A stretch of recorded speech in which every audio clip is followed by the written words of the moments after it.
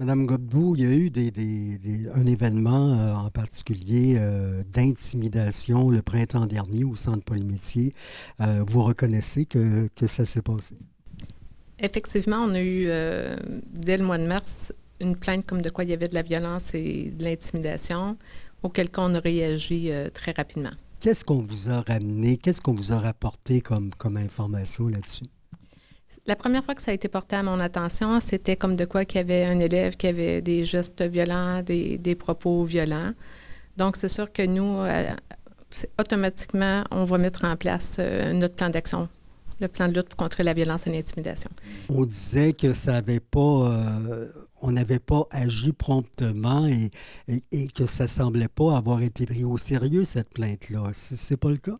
Au contraire, tout ce qui est violence, intimidation est pris au sérieux.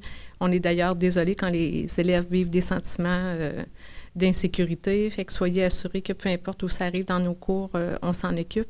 Quand on dit agir promptement, la première journée où ça a été rapporté, on a mis en place des arrêts d'agir. Les élèves, quand on a su, les élèves quittaient pour un bloc de 4 jours et dès le retour, après 4 jours, les premières actions ont été mises en place, les rencontres d'élèves, les enquêtes, les plans d'action pour cadrer les comportements, la mise en place des sanctions à venir, etc. Est-ce qu'on a seulement changé l'étudiant fautif ou qui dérangeait de classe ou au contraire, ça a été, comment dire, on a fait, la punition extrême? On a fait plusieurs actions, en fait, puis on y va en gradation selon les éléments qui arrivent. On commence avec, les arrêts d'agir, les tolérances zéro, on met nos attentes. Ensuite, il y a des suspensions, ça peut être des changements de groupe, maintenant jusqu'à des fins de formation. Ceux qui seraient portés à agir de la sorte et à être éventuellement dénoncés ne s'en tirent pas si facilement qu'ils pourraient le penser.